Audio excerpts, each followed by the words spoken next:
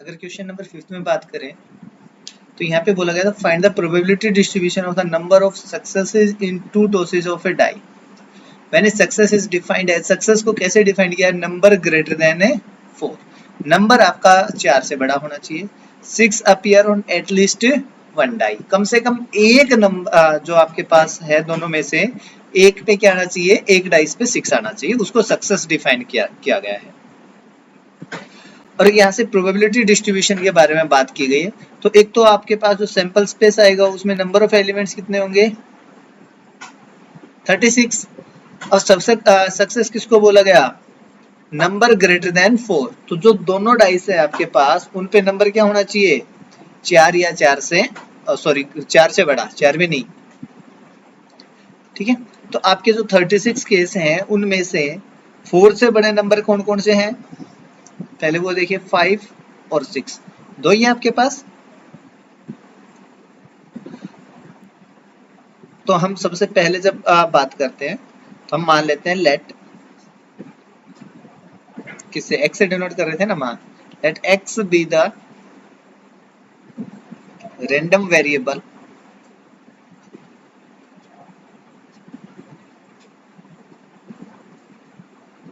which represents the number of success, which represent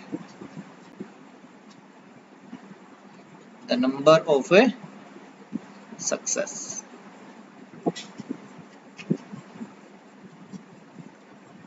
okay,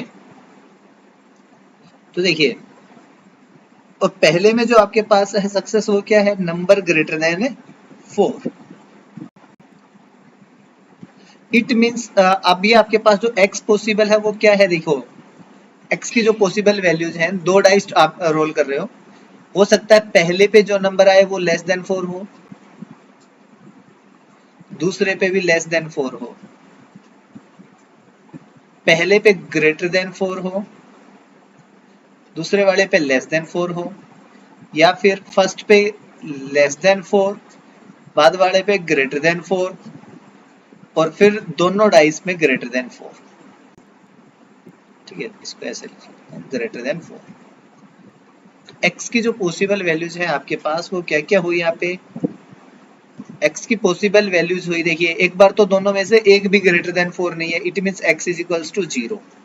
यहाँ पे एक ग्रेटर देन 4 है, it means x is equals to 1, और यहाँ पे दोनों ग्रेटर देन 4 आ गए। इन दोनों केस में यहाँ पे 1 ही लेके चल रहे हैं बिकॉज एक नंबर ग्रेटर देन 4 था और वहां पे दोनों के दोनों नंबर क्या है, greater than 4।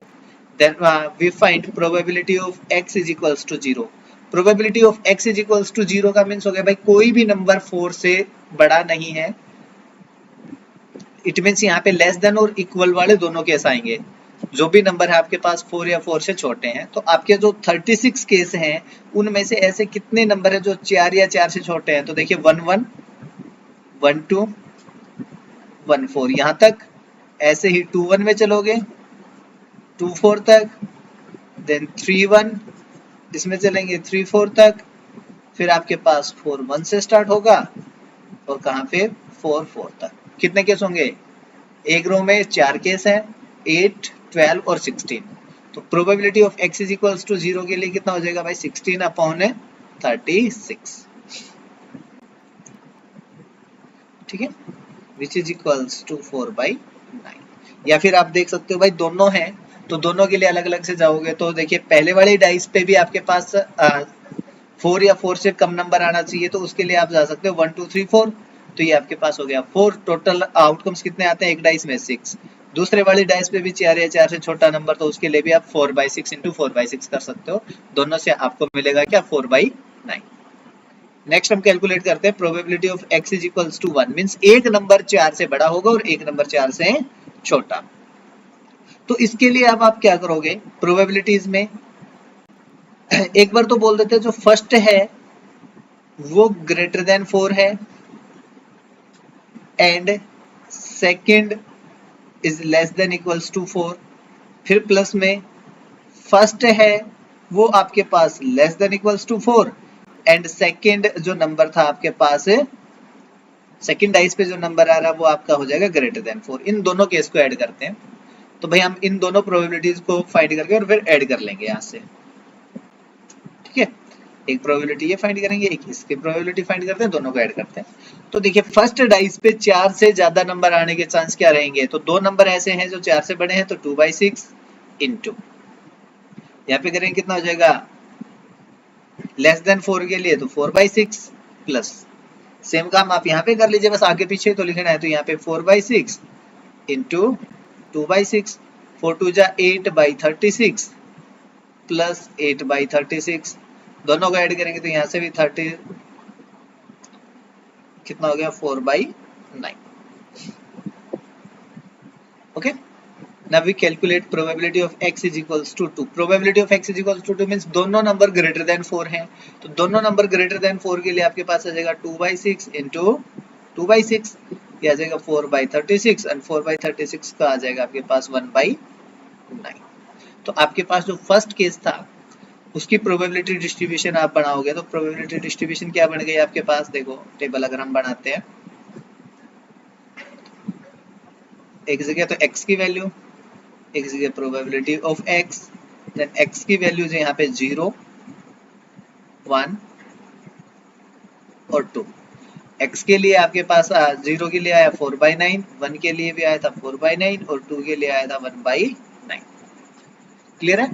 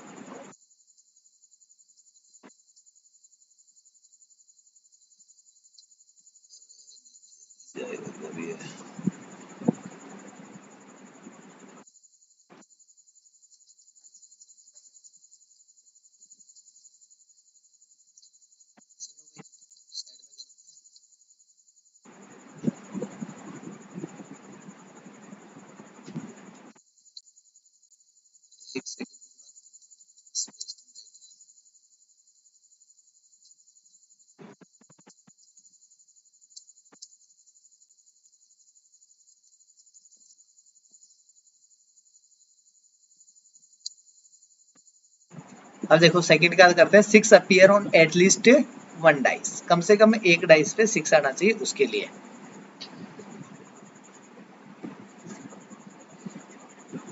Six appears at least on one dice, एक डाइस पे 6 आना चाहिए, इसके बारे में प्रोबेबिलिटी फाइंड करवा रहे हैं। तो एक तो आप ये ले लो कि भाई एक पे भी नहीं आ रहा और एक कम से कम एक पे आ रहा होगा, उसकी प्रोबेबिलिटी फाइंड कर लेंगे, ठीक है। तो यहाँ पे x बोल देते हैं, let x is equals to एक random variable 6 appears at least on one dice, एक डाइस पे। तो x की जो पॉसिबल वैल्यूज है वो क्या है 0, भाई एक पे भी नहीं आ रहा, या फिर एक पे आता हो, ठीक है। And y is equals to 1 वाला कौन सा आ जाएगा, कम से कम एक पे आता होगा उसके लिए। तो हम सबसे पहले प्रोबेबिलिटी कैलकुलेट करते हैं x इज इक्वल्स टू 0 के लिए। x इज इक्वल्स टू 0 का मीन्स फर्स्ट और सेकंड में से किसी पे भी 6 नहीं आ रहा, तो 6 नहीं आ रहा नंबर कौन से आते होंगे 1 2 3 और 4, 1 2 3 4 एंड 5। तो यहाँ से अगर हम बात करेंगे पहले वाले डाइस के जो प्रोबेबिलिटी है 6 ना आने की वो हो गए 5/6, एंड दूसरे वाले डाइस पे भी 6 ना आने की प्रोबेबिलिटी हो गई 5/6, एंड टोटल प्रोबेबिलिटी हुई हमारे पास 25/36, and probability of x is equals to 1। x is equals to 1 को हम बोल रहे हैं प्रोबेबिलिटी ऑफ एटलीस्ट 1/6, ठीक है। एटलीस्ट 1/6 में देखिए पॉसिबिलिटी क्या है, probability of 1/6 plus probability of both 6, भाई दोनों पे क्या आना चाहिए 6, उस बात की प्रोबेबिलिटी है एक बार 1 पे, तो 1 पे भी हम दो पार्ट्स में डिवाइड करते हैं इसको। फर्स्ट नंबर पे 6 आ रहा है सेकंड लेस देन 6 वाला आ जाएगा, मीन्स अदर नंबर आ रहा है। ओके, फिर प्लस प्रोबेबिलिटी ऑफ फर्स्ट पे नोट 6, सेकंड पे 6 आ रहा है, उस बात की प्रोबेबिलिटी है, प्लस प्रोबेबिलिटी ऑफ बोथ 6। भाई एटलीस्ट में हमारे पास सभी आ गए ना, कम से कम एक पे या दोनों पे, तो इनकी प्रोबेबिलिटीज कैलकुलेट जब करोगे, फर्स्ट पे 6 आ रहा होगा, उस बात की प्रोबेबिलिटी की कितनी है हमारे पास 1/6, सेकंड पे लेस देन 6 आ रहा होगा, मीन्स 5/6, प्लस इसमें भी सेम होगा, इसमें फर्स्ट पे आ जाएगा 5/6 इंटू सेकंड पे आ जाएगा 1/6, और दोनों पे 6 आने की प्रोबेबिलिटी होगी 1/6 इंटू 1/6।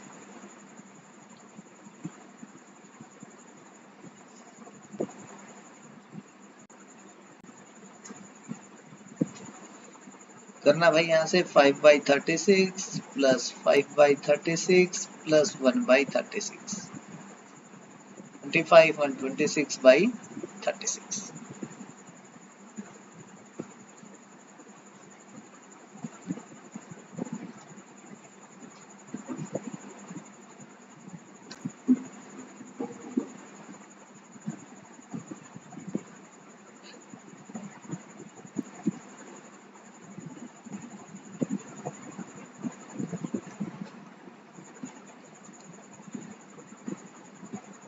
अरे अरे अरे अरे अरे अरे गलत हो गया, 5 से 5 10 और 1 11, मल्टीप्लाई नहीं था भाई, ऊपर एडिशन था। 11/36, तो हमारे पास प्रोबेबिलिटी डिस्ट्रीब्यूशन जो आ जाएगा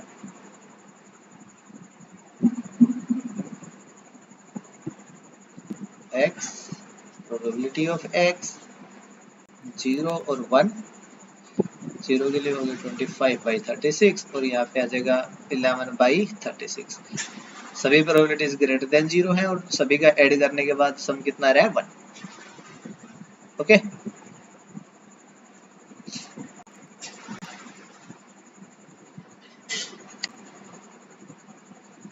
from a lot of 30 bulbs which includes 6 defective, a sample of 4 bulbs is drawn at random with replacement. Find the probability distribution of number of defective bulbs. देखिए भाई, कोई भी आपके पास लोट है, उसके अंदर टोटल नंबर ऑफ बल्ब्स कितने हैं 30। Out of these 30 6 bulbs are defective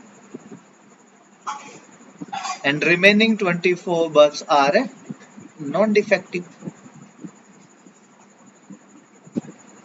okay, अब इनमें से करना क्या है हमें, a sample of 4 bulbs is drawn, 4 bulbs आपने ड्रॉ करने हैं यहाँ से, और इसके लिए प्रोबेबिलिटी डिस्ट्रीब्यूशन फाइंड करना है और number of A defective bulbs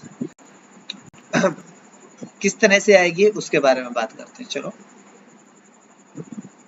late x denotes the number of defective bulbs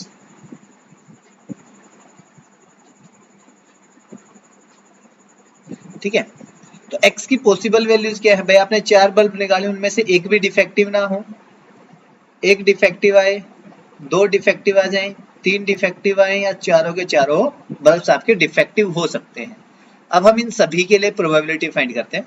probability of x is equals to 0, x is equals to 0 का means probability of non defective bulbs. अब देखो, आपके पास total bulbs थे 30, उनमें से select करने हैं आपको 4, और नॉन डिफेक्टिव आपके पास कितने हैं 24, और उन 24 में से भी आपको 4 बल्ब सेलेक्ट करने हैं। तो कितने तरीके से आप यहाँ पे ये बल्ब सेलेक्ट कर सकते हो,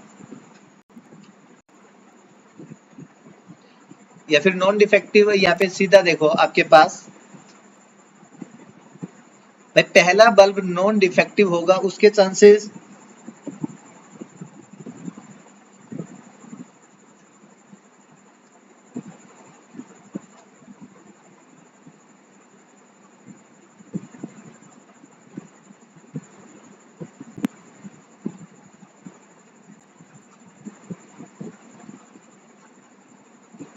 कितने हैं,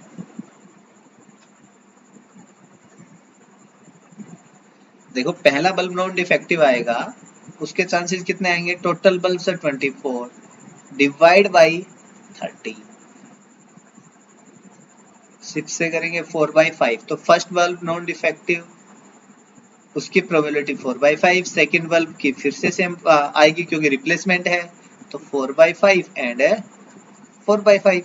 इसको हम लिख सकते थे एक तरीके से 4/5 रेज़ टू पावर 4। ठीक है, यहाँ पे आपके पास नॉन डिफेक्टिव बल्ब्स आने थे 4 नॉन डिफेक्टिव और 0 डिफेक्टिव बल्ब्स थे। उस बात की प्रोबेबिलिटी जब आपने फाइंड की 4 रेज़ टू पावर 4 कितने आ जाएंगे आपके पास, 256 divide by 5 raise to power 4 is 625। Now we calculate probability of x is equals to 1। तो x इज इक्वल्स टू 1 का मीन्स हो गया भाई 3 बल्ब्स तो आपके पास नॉन डिफेक्टिव रहेंगे, ठीक है, एंड 1 डिफेक्टिव बल्ब।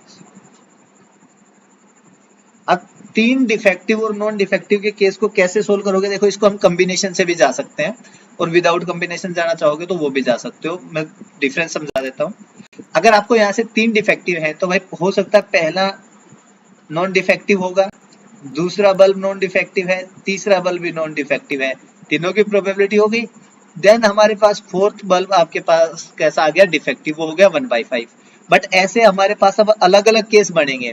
कैसे कि भाई हमने यहाँ पे फोर्थ बल्ब को डिफेक्टिव लिया, हो सकता है हमारा थर्ड बल्ब डिफेक्टिव आए, हो सकता है हमारा सेकंड बल्ब डिफेक्टिव आए, हो सकता है हमारा फर्स्ट बल्ब डिफेक्टिव आए। तो यहाँ पे जो अलग अलग केस बनेंगे, 4 अलग अलग केस बनेंगे, उसके लिए हम कॉम्बिनेशन यूज कर रहे हैं। कैसे, 4C1। 4C1 किस लिए कि आपके पास जो डिफेक्टिव बल्ब है वो 4 हैं, उनमें से एक सिलेक्ट करना है, बचे हुए 3 जो बल्ब हैं वो कोई भी हो सकते हैं आपके पास नॉन डिफेक्टिव में से। तो इसलिए हमने कर दिया 4/5 रेज़ टू पावर 3। ठीक है, और एक जो आपके पास डिफेक्टिव बल्ब था उसकी प्रोबेबिलिटी 1/5, बिकॉज डिफेक्टिव बल्ब आपके पास कितने हैं, 4 आउट ऑफ 30, एक डिफेक्टिव बल्ब आने की प्रोबेबिलिटी कितनी है, 1/5, तो उसको कर दे 1/5। और ये 4C1 है, उनके 4 अलग अलग जो केस बन रहे हैं उसके लिए 4C1 की वैल्यू होगी 4 इंटू 4 रेज़ टू पावर 3 तो करेंगे 64 हो जाएगा, divide by 5 raise to power 3 into 5 raise to power 1 वही आ जाएगा 5 रेज़ टू पावर 4 625, और 64 को 4 से मल्टीप्लाई करेंगे 256 divide by 625, same probability. Again calculate probability of x is equals to 0, sorry x is equals to 0 हो जाएगा, x is equals to 2 means probability of 2 non defective plus 2 defective bulbs. अब आपको defective 4 में से कितने select करने थे, 2, तो इसके अलग अलग जो केस बनेंगे वो हमने यहाँ पे लिख दिए हैं, multiply by 4/5 raise to power 2 into 1/5 raise to power 2। इनको सोल्व करके आपको मिलेगा यहाँ से 96 डिवाइड बाई 625, 10, फाइंड की probability of x is equals to 3 which is equals to भाई 3 डिफेक्टिव तो एक नॉन डिफेक्टिव होगा प्लस 3 डिफेक्टिव बल्ब्स, यहाँ पे आ जाएगा 4C3 4/5 into 1/5 raise to power 3, नीचे तो वही है दोबारा से 625, ऊपर आ जाएगा आपके पास 4 और 4C3 का करेंगे यहाँ पे भी आ जाएगा 4 को 4 से करेंगे 16। Now calculate probability of x is equals to 4 and probability of x is equals to 4 का मीन्स 4 डिफेक्टिव बल्ब्स के बारे में बात की जा रही है, और 4 डिफेक्टिव बल्ब्स आपके पास आ जाएंगे 4C4, it means 1/5 raise to power 4 which is equals to 1/625। अब इनको सभी को एक टेबल के अंदर जैसे हमने ऊपर बनाई थी उस तरह से टेबल में लिख दीजिए। ये हमारे पास हो गई प्रोबेबिलिटी डिस्ट्रीब्यूशन।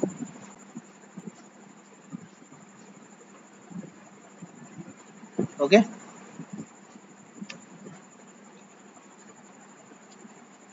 किसी का कोई कंफ्यूजन हो?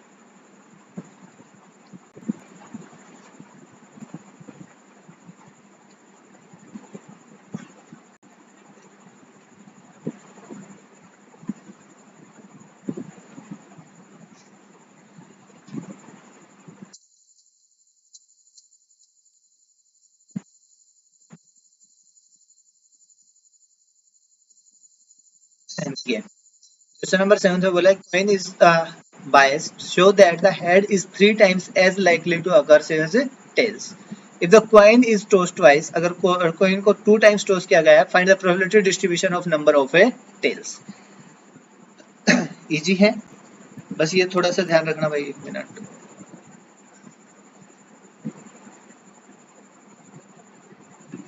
यहाँ पे हेड और टेल आने के जो चांसेस हैं आपसे वो अलग अलग दिए गए हैं। बाइस्ड क्वाइंस है तो प्रोबेबिलिटी ऑफ हेड आपके पास बोला 3 टाइम्स है as likely occurs as tell.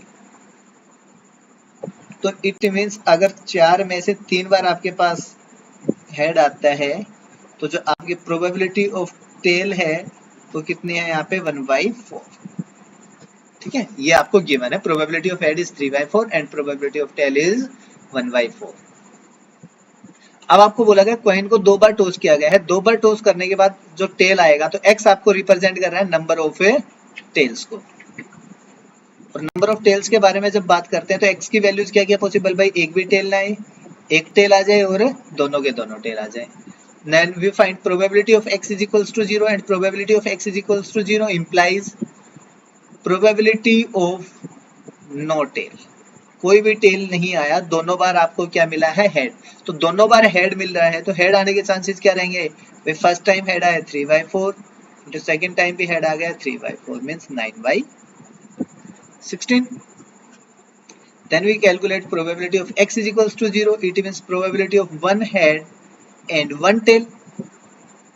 Tell एक बार आ रहा है तो ये कैसे आता है, देखो इसमें दोनों केस आ जाएंगे, head tail plus probability of tail head. Means पहली बार हेड, दूसरी बार टेल आया, यहाँ पे फर्स्ट टाइम टेल आया, सेकेंड टाइम हेड आ गया। देन ये जो प्रोबेबिलिटी से कैसे कैलकुलेट करोगे, फर्स्ट टाइम हेड आने की जो चांसेस है वो आपके पास है 3/4। देन उसके साथ मल्टीप्लाई में टेल आने के जो चांस थे वो है 1/4 प्लस यहाँ पे टेल आने के चांस है 1/4, हेड आने के चांस है 3/4। मल्टीप्लाई करेंगे यहाँ पे 3/16 plus 3/16 which is equals to 6/16 and which is equals to 3/8 पे बनता भाई। Then probability of x is equals to 1 की वैल्यू होगी 3/8। Also we can calculate probability of x is equals to 2। x is equals to 2 का means हो गया probability of tail, दोनों बार tell आने की probability, it means 1/4 into 1/4 and 1/4 और 1/4 gives us 1/16। So the probability distribution is given by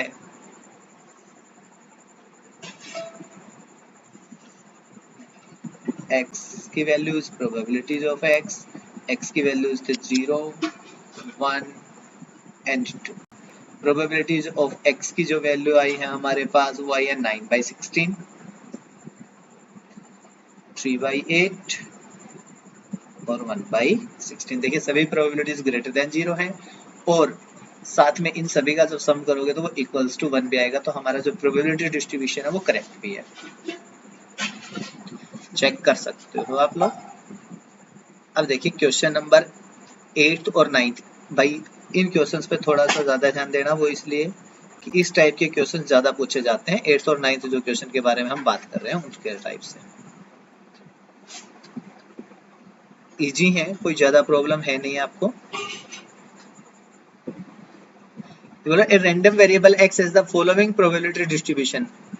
कोई भी random variable दे रखा है x और उसकी प्रोबेबिलिटी डिस्ट्रीब्यूशन भी हमें ऑलरेडी गिवन है। ठीक है, यहाँ पे मत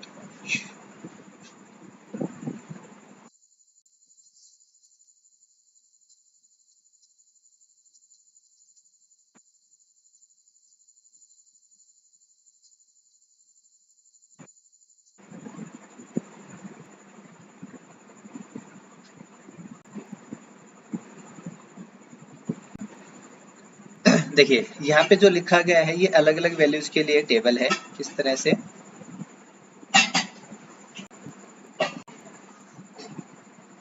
यहाँ पे x है, यहाँ पे प्रोबेबिलिटीज ऑफ x है। x की वैल्यू जो 0, 1, 2, 3, 4, 5, 6 एंड 7। इनकी प्रोबेबिलिटीज गिवन है, देखिए लास्ट में 0k, 2k, again 2k, then 3k, then k, then यहाँ पे k स्क्वायर है, देन फिर 2k स्क्वायर, और यहाँ पे आ रहा है 7k स्क्वायर प्लस 2। ये है ना, आपके पास बुक है तो एक बार चेक करना भाई। 7k स्क्वायर प्लस k, एक मिनट,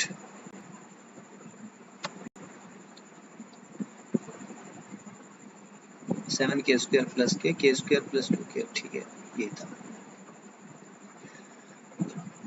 ओके, अब आपको बोला गया सबसे पहले तो डिटरमाइन के की वैल्यू, और x रैंडम वेरिएबल है, इसका प्रोबेबिलिटी डिस्ट्रीब्यूशन है। तो सबसे पहले देखिए, as x is a random variable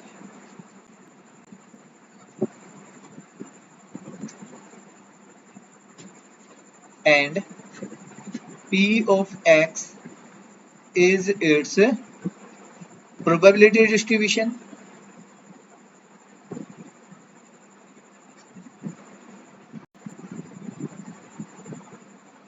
therefore sum of all probabilities from I is equals to 1 to 8।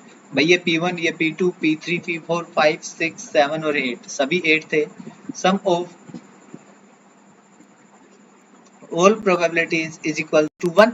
It means इन सभी प्रोबेबिलिटीज का सम करने के बाद क्या आना चाहिए, 1। तो रखिए भाई, 0 plus k plus 2k plus 2k plus 3k plus k square plus 2k square plus 7k square और plus k is equals to 1। Add कीजिए भाई, k square plus k square 2k square plus 7 और 2 9 और 1 10k square. Then k को add कीजिए, 2 2 4 5 3 8 और 1 9k। उस 1 को इस तरफ लेके आएंगे, -1 equals to 0। Then we get a quadratic equation, solving it by middle splitting, we get 10k square plus 10k minus k minus 1 equals to 0. Taking 10k common, we get k plus 1. Taking negative 1 common from here, we get k plus 1 is equals to 0.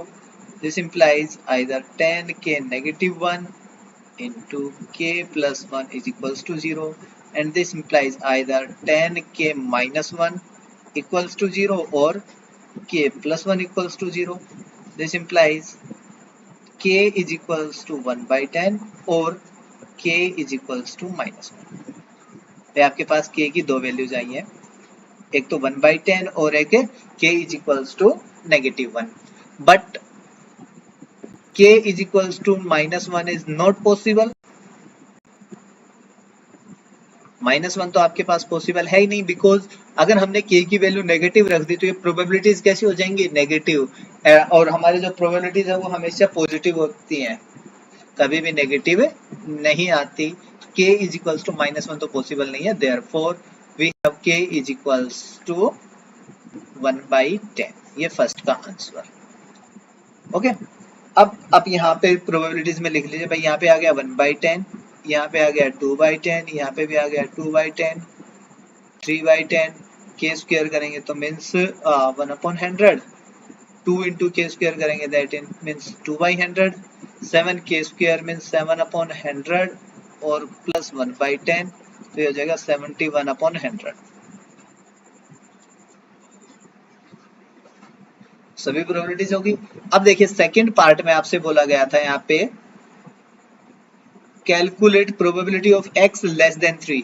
तो less than 3 से कौन कौन से x है भाई, ये तीनों थे, तो ये आ जाएगा आपके पास probability of x is equals to 0 plus probability of x is equals to 1 plus probability of x is equals to 2। इन सभी की प्रोबेबिलिटीज को ऐड कर दीजिए, 1 by 10 प्लस 2 by 10, एक 0 था, एक 1 by 10 है, एक है आपके पास 2 by 10, दोनों को ऐड करेंगे तो हमारे पास आ जाएगा 3 by 10। सेम थर्ड में आ जाइए, यहाँ पे बोला गया probability of x greater then 6। 6 से बड़ा नंबर कौन सा है? ओनली एक ही नंबर था हमारे पास टेबल में 6 से बड़ा 7। Then probability of x is equals to 7 and which is equals to 71/100। Okay, इसके बाद देखिए यहाँ पे फोर्थ में इन्होंने बोला probability of 0 less than x and less than 3। ये कैलकुलेट करना, 0 से बड़े और 3 से छोटे। तो भाई 0 से बड़े और 3 से छोटे आपके पास x की दो ही वैल्यूज हैं, वो है probability of x is equals to 1 and probability of x is equals to 2। इन दोनों की वैल्यूज कैलकुलेट कर देनी है आपको। कीजिए इन दोनों की वैल्यू कैलकुलेट।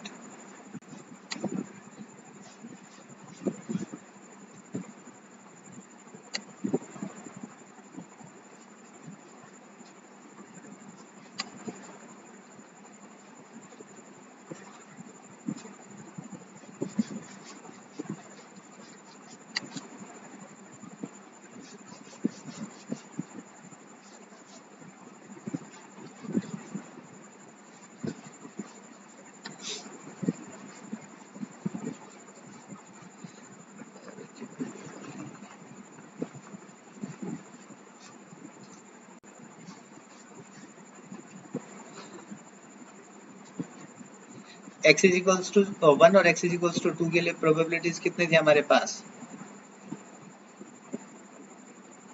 1/10 और 2/10। ये ऊपर वाले में भी यही थे दोनों। इसका आंसर भी वापस हमारे पास क्या हो जाएगा? 3/10।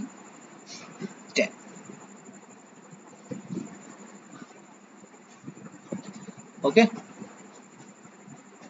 सेम काम हमें करना है क्वेश्चन नंबर 9 में।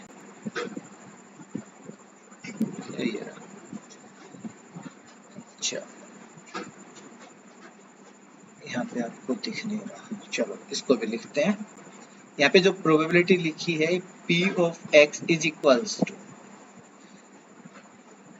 इसमें लिखा गया है आपके पास, प्रोबेबिलिटी को ब्रेक करके लिखा था। एक मिनट रुकना भाई,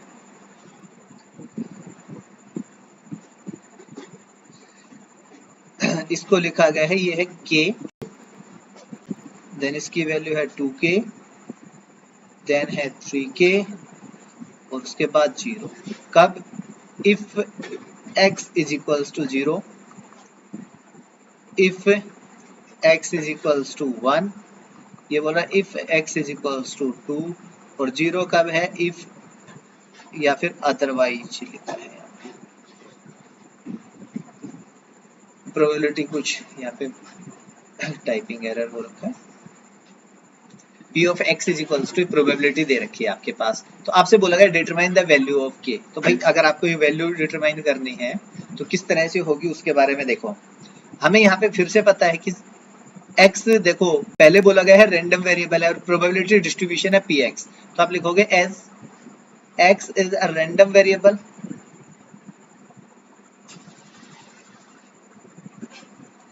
and P of x is probability distribution.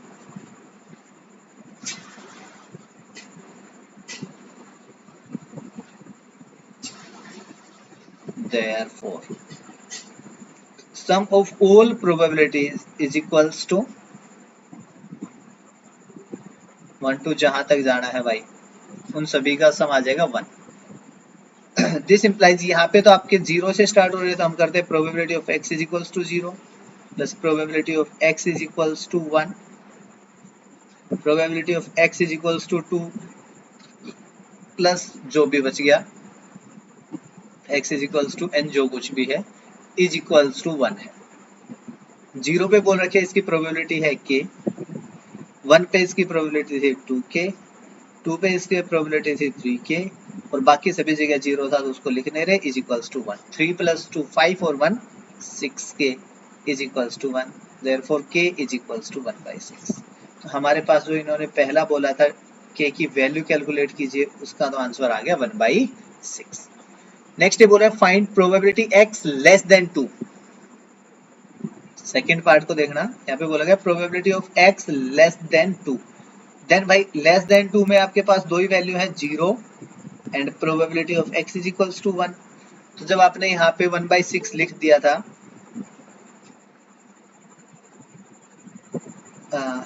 k की जगह 1/6 रखा तो आप यहाँ पे आ गया 1/6, यहाँ पे आ गया 2/6 और यहाँ पे आ गया 3/6।